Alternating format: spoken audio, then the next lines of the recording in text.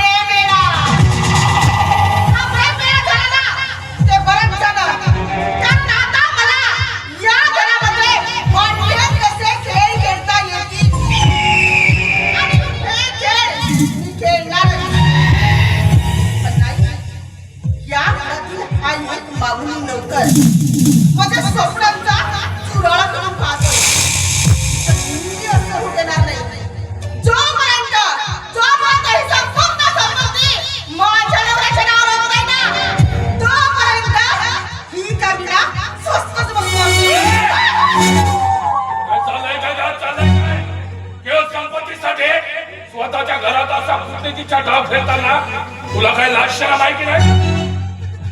हो मे तुझा नवरा बाबांना प्रतापराव मोहिते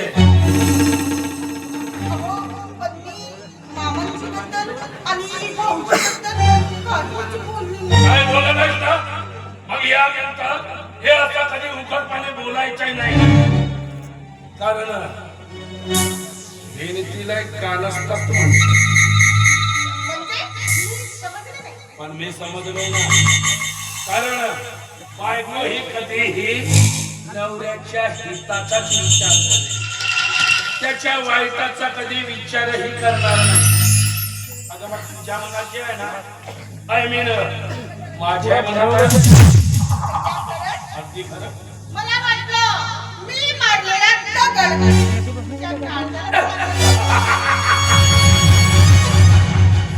तो मारलेला दगड नक्कीच माझ्या काळजाला लागला असता, पण तेव्हा हा बाबांराव मोहिते त्या प्रतापराव मोहितेचा सख्खा मुलगा असता तेव्हा.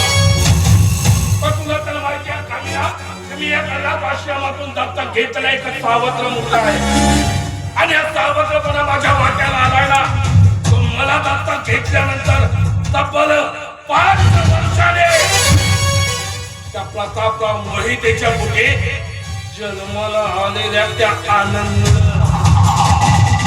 या घरात त्या आनंदचा जन्म झाला, आणि माझ्या डोक्यात सावत्रपणाची कीड निर्माण झाली. कारण मला माहिती आहे की एक दिवस सख्खा तो सख्खाच होणार, आणि मला एखाद्या उद्या पात्रावळी सारखं असं रस्त्यावर फेकून देणार. मला उच्च अन्नावर जगायचं नाही, पण एक संपूर्ण प्रॉपर्टी मला माझ्या एकट्याच्या नावे.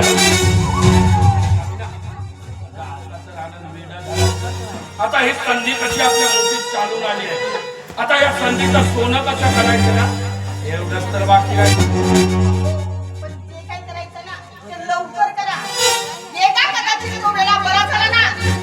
संपूर्ण संपत्ती आपल्या हातून निघून गेली असं समजा. त्यापेक्षा माझ्याकडे सांगा कुठली आयडिया? आपण या वेळेला पागलखान्यात पागलखान्यामध्ये टाकता इतकं सोपं आणि सरळ नाहीये, आणि तसंही हे सगळं प्रतापराव मोहिते कधी मान्यही करणार नाही. पूर्णपणे वेळा मी ना केवळ उचावली झाली या संपत्तीसाठी, आणि आज उचावलेपणा दाखव. प्रतापराव मोहितेचा जो माझ्यावर विश्वास आहे ना, तो विश्वास जर उठला ना, तर हातात फक्त भिकेचं कटोरे. मला नाही मागायची, मला नाही मागायची. मला नाही मागायची. अच्छा आमच्या म्हणजे आमची राणी आमच्या नाराज झाली पाहिजे. पण आमच्या या नाराज झालेल्या राणीचा नाराजपणा कसा दूर करायचा आहे मला चांगलं माहिती आहे. करणार आपण काय विचारते, तुझ्या आवडीचं नेकलेस मी केव्हाच कपाटामध्ये आणून ठेवलेलं.